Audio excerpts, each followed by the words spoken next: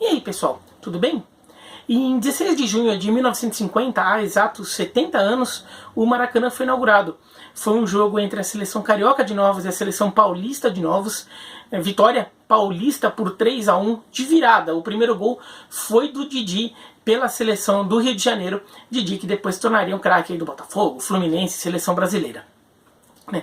E uma coisa que esse aniversário do Maracanã, um aniversário redondo, vai levar de novo a discussão sobre o novo, o velho Maracanã, se o Maracanã morreu ou não morreu, se dá para considerar o mesmo estádio. Bom, tecnicamente ele é o mesmo estádio, acho que não tem o que discutir, é o mesmo estádio, no mesmo lugar, uma parte razoável da estrutura é a mesma, sobretudo a anel superior, a fachada, tudo, é o mesmo estádio, tá? do ponto de vista técnico. Tá? Não há o que se discutir nesse aspecto.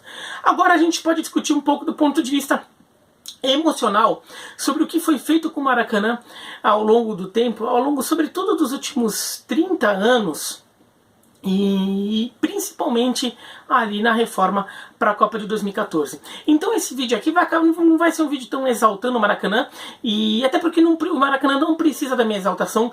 Eu ainda vou fazer um vídeo disso, eu já falei isso em algum outro vídeo no passado, dos maiores templos do futebol do mundial. O Maracanã é um dos maiores templos do futebol mundial, sim. No mundo inteiro ele é reconhecido dessa forma, o mundo inteiro conhece o Maracanã, sabe do Maracanã, o grande palco do futebol brasileiro, o grande palco do futebol mais vitorioso no mundo, né? Isso é bastante conhecido na Europa, todo mundo fala, tudo, então é uma coisa bastante reconhecida, e o Maracanã é um dos grandes templos do futebol mundial, sim, top 5, talvez top 1, né? Daí você pode até julgar um pouco diferente, mas pelo menos entre os 5, uma lista de 5 maiores templos do futebol mundial, se não estiver o Maracanã, por mais que seja uma lista subjetiva, essa lista está errada. Tá? Mas esse aqui vai acabar sendo mais um vídeo daquela série que eu já fiz alguns, já faz um tempo que eu não faço um vídeo novo dessa série, sobre os estádios da Copa do Mundo de 2014. Lembrando, eu era editor da Trivela, mas eu cobria isso como repórter, eu era o responsável, o setorista, de cobertura de toda a preparação da Copa do Mundo de 2014, sobretudo na questão de estádios. Fui durante um bom tempo, então eu conversei com muita gente na época, fui em muitos dos congressos que foram realizados pela FIFA, pela CBF, com arquitetos, com encarregados dos comitês organizadores locais e tudo, entrevistei muita gente, então tô contando aqui, já fiz vídeo falando da Arena Corinthians, já fiz vídeo falando de Brasília, da Arena Pernambuco, se eu não me engano. Vou deixar aqui no final do vídeo uma playlist de estádios. Esses vídeos estão nessa playlist de estádios contando um pouco como foi o processo, aquela coisa lá que a gente desconfia muita coisa, né? Mas nem sempre a gente pode falar aqui, eu pelo menos não posso falar porque eu não posso provar. Se eu for falar, eu tenho que provar. Como eu não tenho como provar certas coisas, então eu não posso falar, mas vocês já imaginam algumas das coisas que à medida que a gente fala. Tá? Mas, bom, o Maracanã teve sua primeira grande reforma depois da final do Campeonato Brasileiro de 92, entre Flamengo e Botafogo, né, que o estádio estava superlotado, a grade da frente ali no anel superior se rompeu, caíram vários torcedores do Flamengo, alguns morreram, e disso o Maracanã foi fechado, fizeram uma devassa ali na estrutura do Maracanã. O Maracanã ficou fechado um bom tempo, e o futebol carioca entrou numa crise violenta no período, porque teve que ficar jogando sem o Maracanã. Inclusive o calendário do futebol brasileiro foi invertido por causa disso. Em 91 e 92 eles tinham começado o ano com o Campeonato Brasileiro no primeiro semestre e o estadual no segundo. Até 90 era o contrário, estadual no primeiro semestre, brasileiro no segundo. Em 91 eles decidiram mudar, não mudaram para 91 para 92, só que por causa disso eles mudaram de novo para que o futebol carioca tivesse um ano ali para lidar com o Maracanã e tivesse o Maracanã de volta para os grandes jogos no Campeonato Brasileiro de 93 no segundo semestre. Tá, então até teve mudança no calendário por causa disso. E teve uma devassa em vários estádios, né? Depois o Morumbi passou por isso, o Pacaembu, vários estádios pelo Brasil tiveram setores ou ele inteiramente fechados por causa de estrutura, porque estava tudo largado, tá?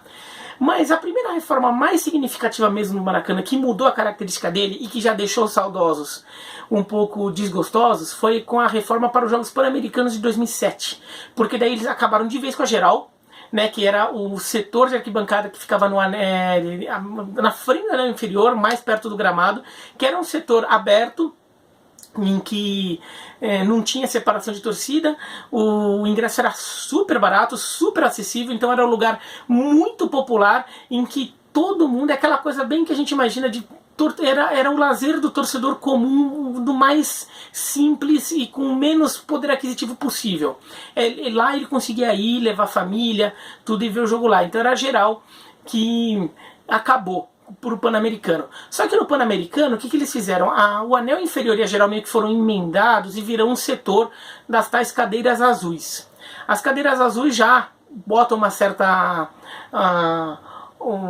ordem, do ponto de vista de organização ali, porque não é mais um setor aberto, é aquela coisa mais quadradinha de ter uma cadeirinha para cada um, e tinha a cadeirinha azul, mas ainda se manteve um pouco o espírito da geral ali na cadeira azul, de que pelo menos continua sendo o setor mais barato e um setor mais democrático, ainda que não tendo mais o espírito da geral, mas ainda mantinha um pouco. E o resto do estádio teve melhorias, tudo, mas ele continuava mais ou menos com a mesma cara de antes, né? Botou umas cadeiras, tudo, mas assim. O que pegou foi a reforma para a Copa de 2014. E o processo de definição foi bastante contestável, que merecia muita discussão sobre como foi feito. E o que foi feito em si também é muito discutível, em vários aspectos. Tá? Primeiro, do ponto de vista sobre o que decidiram fazer. Bom, chegaram à conclusão de que iam refazer boa parte do Maracanã. Tá? Então, mesmo aquela reforma por PAN, que já tinha deixado o estádio ok, sendo que o estádio já tinha passado por uma outra reforma ainda em 99, para receber o Mundial de Clubes da FIFA em 2000, né? Então o estádio teve que se enquadrar nos padrões FIFA da época, então já teve uma reforma lá em 98, 99, que não desconfigurou tanto o estádio, mas teve uma reforma grande lá, aumentaram acessos, aumentaram, por exemplo, os vomitórios, né? Que apesar do nome, um nome meio feio, é aquele vão ali para fluir gente quando está entrando ou saindo da arquibancada para os corredores que ficam atrás. Teve bastante mexida ali, bastante mexida estrutural também, tá? Inclusive algumas reformas estruturais. Eu cheguei a conversar com os engenheiros que fizeram aquela obra naquela época, em 99, tiveram que refazer estruturas, até porque algumas estruturas estavam rompidas porque tinham sido corroídas por urina de torcedores, que em vez de ir ao banheiro, iam lá no cantinho, faziam, só que ao longo de décadas aquela urina foi corroendo a estrutura. Aumentaram os banheiros, então já teve reforma para 2000, mas não mudou tanto a configuração visualmente assim do estádio, né? 2007 mudou mais. Então, mas o estádio já estava num padrão razoável. Talvez não fosse o padrão de final de Copa do Mundo. E daí tinha que mexer mais ainda. Só que eles decidiram mexer em muita coisa. E daí muita gente reclamou. E eu entendo. E eu acho que, inclusive, e daí é uma questão... Era possível deixar o Maracanã num padrão super legal para a final de Copa do Mundo, sem ter desconfigurado ele tanto quanto foi. Pelo menos considerando o padrão de 2007 dos Jogos Pan-Americanos com as tais cadeiras azuis e tudo. Tá. Bom, primeiro que o processo. O governo do estado do Rio decidiu fazer uma concessão no Maracanã. Beleza, teve o consórcio do Maracanã foi formado com construtoras, lá o Odebrecht, Andrade Gutierrez, para fazer a obra. Tá? Mas foi contratada, foi um consórcio contratado para fazer a obra, uma construção que foi feita pelo governo do estado. Isso daí já é uma coisa bastante questionável, porque se você vai conceder um espaço, uma instalação, o concessionário, a empresa que pegar essa concessão, vai ter que investir naquilo, investir em melhorias e depois vai lucrar com isso, né? Então vai fazer todo um plano de negócio ali que vai lucrar com isso. Qual é a lógica de se você vai ter uma empresa gigantesca lá, muito rica, que vai botar um dinheiro ali para ficar administrando o estádio? Qual que é a lógica de você pagar pela reforma antes, né? Qual que é a lógica? Eles poderiam perfeitamente terem aberto o Maracanã para concessão e chega e fala assim, ó, o projeto do Maracanã para a Copa do Mundo é esse aqui. Daí o governo do estado faz o projeto de acordo com as regulamentações da FIFA. O projeto é esse aqui. Quem quiser pegar o Maracanã vai ser quem apresentar o melhor, quem me entregar essa obra pronta, bancar essa obra e ainda me oferecer um valor mais alto ali pela concessão como um todo. Isso é um modelo de concessão bastante usado, bastante comum, né? Para quem é aqui de São Paulo, por exemplo, a concessão do sistema Anchieta Imigrantes foi feita assim, né? Então a empresa lá que pegou a concessão da rodovia bancou a obra da nova pista da Imigrantes. Por quê? Porque o governo do estado não queria pagar aquela obra. Então falou assim, ó, quem quiser vai ter que pagar isso e ainda me dá uma grana. Uma empresa foi lá, pegou, né, ganhou a concorrência lá, pegou o sistema Anchieta Imigrantes. Para quem não é de São Paulo, é o sistema de rodovias que liga a São Paulo à Baixada Santista. Tá? É onde sempre, quando não tem pandemia, onde sempre dá congestionamento na estrada quando tem Natal e Ano Novo e Carnaval. Então é um modelo muito comum. Você vai lá e fala, ó, quem quiser paga isso aqui, paga essa construção e paga a reforma.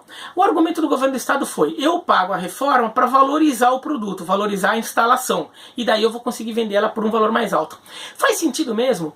Uma coisa sou eu reformar a minha casa, se eu quiser vender minha casa, e a minha casa tá meio zoada, assim, meio largada, só que daí eu quero vender ela por um valor melhorzinho. Em vez de botar ela à venda por ela toda meio largada, com os armários caindo, com a porta rangendo, com uma infiltração ali, o cara não vai querer comprar, ele vai querer barganhar muito o valor, eu vou ter que baixar muito o valor da minha casa. Agora, o cara não me conhece, o cara não sabe qual que é o histórico do prédio, não sabe se eu zoei demais a casa ou não zoei, ele não sabe o que ele vai conseguir com aquela casa, se é um cara que for comprar a casa. Então eu vou lá, reformo a casa, né, eu banco a reforma, porque daí eu consigo cobrar um valor mais alto na hora de vender. Isso também é muito comum para quem vai comprar imóveis, para quem vai vender imóveis, tudo. Agora, o Maracanã precisa disso? Todo mundo sabe o que é o Maracanã. Você já sabe qual o potencial econômico do Maracanã, o que você consegue fazer com o Maracanã. Você já sabe de tudo isso. Você já sabe que o Maracanã vai receber uma final de Copa do Mundo. Você já sabe que o Maracanã tem a maior torcida do Brasil ali como o seu parceiro potencial. Você já sabe que o Maracanã tem ainda o Fluminense, o Vasco. O Botafogo não vou contar porque o Botafogo nesse momento já estava com o Newton Santos. Mas ainda tem o Fluminense, o Vasco como parceiros também, duas torcidas enormes ali que você pode explorar bastante. Você precisa realmente do Maracanã prontinho para saber que aquilo vale alguma coisa? Isso eu não engulo. E desde a época eu já achei bastante contestável a forma como isso foi feito. Para mim era muito mais lógico chegar para a Odebrecht e para as outras construtoras que fizessem parte lá do consórcio de administrar o Maracanã e falar assim, ó, vocês constroem, vocês contratam a construtora que vocês quiserem. Se vocês quiserem vocês mesmos construírem, porque vocês são construtoras também, construam. Se vocês quiserem contratar outra para fazer, isso é comum também, tá? Às vezes uma empresa, uma construtora está incorporando, né, ela está investindo no negócio, mas ela contrata outra construtora para construir. Mas se quiserem contratar, vocês fazem o que vocês quiserem, desde que vocês me entreguem isso aqui no prazo tal. Não fizeram isso. A gente já imagina algumas coisas, né? Bom, as obras do Maracanã, que estavam previstas para custarem cerca de 700, 800 milhões de reais, custaram quase 1 bilhão e meio de reais. Então ficou bem mais caro. Tá? E, bom, todo esse processo de Copa do Mundo e Olimpíadas no Rio de Janeiro deu muito pano para manga para quem era governante na época, né? Então vocês já imaginam algumas coisas. Mas já foi um erro aí. Outro erro, o que foi feito? Porque foi feito muita coisa.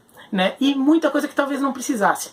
Bom, você tinha que refazer a instalação de camarote, sei lá o que, centro de imprensa, né, para colocar a imprensa de todo mundo, colocar o patrocinador da FIFA, colocar o Blatter, o Infantino, o Jerome Valk, sei lá quem que você quisesse colocar, e colocar mais o chefe de estado de sei lá onde, a Angela Merkel, se quiser colocar todo mundo ali. Beleza, tinha que fazer isso, ok. Agora, duas coisas que eu acho bastante contestáveis na obra do Maracanã e que são as coisas que mais geram a reclamação de quem é saudoso do antigo Maracanã. Primeiro é a destruição do anel inferior. O que eles fizeram? Eles rebaixaram um pouco o gramado e emendaram o anel superior no anel inferior e virou um anelzão. E o Maracanã tem uma característica, sempre teve uma característica estética, arquitetônica muito clara de dois anéis. Na verdade é 2 anéis e mais a geral, né? Mas ficou com 2 anéis, né? Ele agora virou um anelzão. Né? Se você olhar a foto, você vai ver que o Maracanã tem um anelzão, né? Porque na verdade até tem tecnicamente 2 anéis, só que eles se emendam visualmente. Então ele fica só um super tobogã. né? Uma super escadaria descendo. Ele ficou com o anel só, ou seja, desconfigurou muito a imagem do Maracanã para quem olha. Era possível, perfeitamente possível, você, por exemplo, reformar o anel inferior, eventualmente baixando mais o gramado, aquele setor de cadeiras azuis, você podia até passar por uma reforma, mas mantendo a característica de 2 anéis separados. Isso era perfeitamente possível. Segunda coisa, destruir a marquise. A marquise é a cobertura, aquela cobertura de concreto, ela foi tirada completamente e colocaram uma outra com uma cobertura tensionada, uma cobertura de tecido especial para essa função, né? Uma cobertura tensionada ao invés da cobertura de concreto. Então a vista aérea do Maracanã de hoje é completamente diferente da vista aérea do Maracanã de antigamente. E quem está dentro do estádio também, quando olha para cima, percebe uma cobertura muito diferente. Ou seja, aquela ideia de que o Maracanã mudou bastante fica muito clara. E 2 coisas que não precisavam fazer. Tá? Não precisava ter feito isso. Fala, mas sei lá o que. Não precisava. Não precisava. Era perfeitamente possível deixar o anel inferior e falar, mas a visa não vai ser tão boa. O Estádio Olímpico de Berlim recebeu a final da Copa do Mundo de 2006 e recebeu a final de Champions League e tem ponto cego no Estádio Olímpico de Berlim. Porque para colocarem a cobertura, o Estádio Olímpico de Berlim não tinha cobertura originalmente. Para colocarem a cobertura para a Copa de 2006, eles tiveram que colocar colunas sustentando a cobertura no meio da arquibancada. Ou seja, são estruturas até finas, não são colunas muito largas, mas são colunas finas. Mas em certos assentos você tem um poste na sua frente e você tem que ficar virando assim para conseguir ver. E tem isso no Estádio Olímpico de Berlim. Eu já fui lá, fiz matéria para Trivela, mostrei fotos ali das colunas de sustentação da cobertura. Então, era possível também no Maracanã, no anel inferior, que nas fileiras mais altas do anel inferior, que daí já fica um pouquinho abaixo do anel superior, né, que vem em cima. Isso prejudica um pouco, mas você consegue ainda ver todo o campo. Você não tem que ficar se desviando assim como tem que ficar em Berlim para ver o jogo. Então era perfeitamente possível. Segundo, cobertura. Não precisava refazer toda a cobertura. Você podia perfeitamente reformar a cobertura e de repente, mas eu precisava fechar um pouco mais, sei lá o que. Daí você faz só uma extensão da cobertura, colocando painéis translúcidos.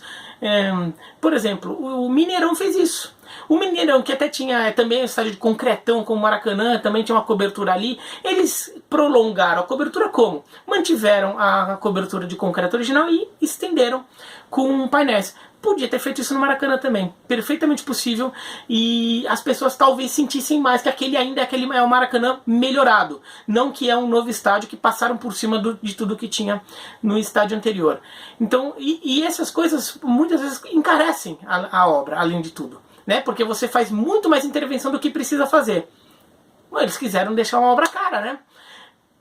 Então a gente fica pensando nos motivos disso. Mas aí conseguiram piorar. Tá? Que daí foi toda o pós-Copa do Mundo. Por quê? A Odebrecht, que era a principal empresa que estava assumindo a concessão no Maracanã, para ela, o grande negócio não era o estádio em si. E daí vocês vão lembrar que daí teve até aquela corrida lá para fazer acordo com o Fluminense, com o Flamengo, com o Vasco. Daí cada time tinha um modelo ali de uso do Maracanã, e daí começou até a ter uma discussão entre torcedores dos times. Quem tinha o melhor acordo, porque o acordo do Fluminense era melhor, o acordo do Flamengo era melhor, todas aquelas coisas. Não sei se vocês se lembram isso de uns anos logo depois da Copa, lá para 2015, assim. Mas o grande negócio para o Odebrecht era explorar o espaço em torno do Maracanã, né? Porque o Maracanã é um complexo esportivo, então além do Maracanã tinha o Parque Aquático, tinha o ginásio do Maracanãzinho e tinha o Célio de Barros, que é um estádio menor para atletismo, e até tinha provas de atletismo, Troféu Brasil, tudo.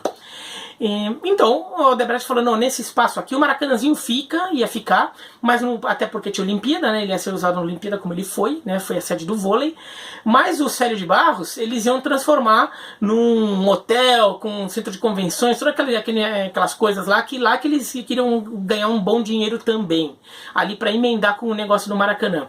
Só que daí a opinião pública começou a chiar e falar, o Célio de Barros é histórico, tá tombado, tá isso, aquilo. E daí o governo do estado do Rio chegou e com o contrato já assinado, chegou e falou: ah, não pode mais destruir o Célio de Barros, vai ter que manter o Célio de Barros. Só que o Odebrecht falou duas coisas de volta. Era aqui que eu ia ganhar meu dinheiro. Agora eu não sei se vale a pena para mim pegar o Maracanã desse jeito. Segunda coisa, eles já tinham começado a fazer a obra. Então o campo e a pista de atletismo Célio de Barros já tinha sido transformado, já tinha sido concretado. E está concretado, é um pátio de concreto que virou estacionamento com uma arquibancada para ficar olhando o carro estacionado. E essa mudança, que eu até concordo com os motivos, eu acho que deveria se preservar o complexo esportivo, Célio de Barros, tudo, eu acho que tinha que ser guardado tudo isso. Do ponto de vista conceitual, como um amante do esporte, eu concordo com isso. Agora, o governo do estado chega lá e assina um contrato e depois quer mudar, depois que o contrato está assinado, você também está sendo, não está prometendo um combinado com a outra parte. O que o Odebrecht fez? Pulou fora. E daí o estádio ficou sem dono, né? Ficou ali naquelas coisas de que ninguém sabe quem manda no estádio, até que acabaram concedendo para um consórcio aí formado por Flamengo e Fluminense para cuidar. E eu já fiz vídeo aqui falando que eu acho que a melhor solução os dois clubes, né, no caso, principalmente que são os dois clubes que não têm estádio próprio, os dois clubes administrarem em parceria, talvez sendo como sócios de uma empresa maior, que pode até ter outras empresas como integrantes desse grupo ali para ajudar, mas eles serem sócios, não serem só um cliente que assinou um contrato de uso, né? Eles serem sócios do negócio, porque o Maracanã só faz sentido se tiver time jogando lá. Tá? E no caso, Flamengo e Fluminense são as escolhas mais lógicas. Mas é isso, o Maracanã não precisava ter passado por tudo que ficou, dava para deixar um estádio super moderno para a Copa do Mundo, final de Copa do Mundo, e preservado muito do que era o estádio original.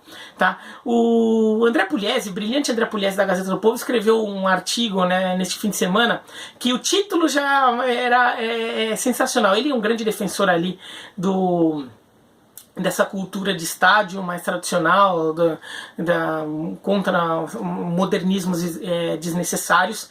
Até participei de uma live com ele, com o Mauro César Pereira, no canal do Napoleão de Almeida, também para discutir sobre cultura de torcida, tudo. E no título desse artigo ele fala: se estivesse vivo, o Maracanã completaria 70 anos. Né? Porque acho que tecnicamente o estádio está aí. Agora, do ponto de vista sentimental, eu não condeno quem acha que esse estádio é outro. Tá? Eu acho que daí já vira uma questão subjetiva sentimental de cada um. E eu não acho que é completamente fora de razão dizer que esse estádio já é bastante diferente, que não sente que aquele Maracanã é o anterior. É isso, é claro que eu sou de São Paulo, eu já fui no Maracanã algumas vezes, inclusive antes do PAN, depois com a versão PAN com cadeiras azuis e pós-Copa do Mundo de 2014. Já fui nas 3 principais versões do Maracanã. Né? Do ponto de vista sentimental, onde eu senti que o Maracanã era mais Maracanã mesmo foi nas anteriores. Né? Na pós-Copa de 2014 já me pareceu um estádio um pouco diferente. Ainda vendo na TV, não acho estranho. Agora, quem é do Rio de Janeiro, que frequentava aquele estádio há anos e se acostumou com o Maracanã daquele jeito e vê naquele espaço um lugar especial, eu entendo mais ainda se achar que o estádio não é o mesmo. Agora, se você acha que é a mesma coisa, que isso é frescura, eu também não... é uma coisa muito pessoal, da sensação do pessoal de se sentir naquele espaço como se ele fosse o mesmo ou não. A fachada, pelo menos, eles preservaram, né? Quem tá fora, na rua, na frente do estádio, lá na estátua do Bellini, você olha, né, ainda se vê o estádio é muito parecido com o anterior. É quando você entra mais que você percebe a diferença. Tá? Mas é isso, então deu para explicar um pouco o processo ali de modernização do Maracanã, uma modernização que eu achei exagerada, em muitos casos desnecessária, e com critérios, com modelos bastante discutíveis, aí o modelo de concessão e o modelo de negócio da concessão posterior. Tá bom? É isso, então se gostou do vídeo, dá joinha, não gostou, se inscreve no canal, clica no sininho. Parabéns ao Maracanã, parabéns a quem gosta do Maracanã, é um estádio espetacular, um dos maiores templos do futebol mundial. Sim, e é um patrimônio do futebol brasileiro, patrimônio do futebol mundial, mas aqui já que a gente está no Brasil, patrimônio do futebol brasileiro, tá? Porque é um estádio símbolo de muita coisa importante que já aconteceu.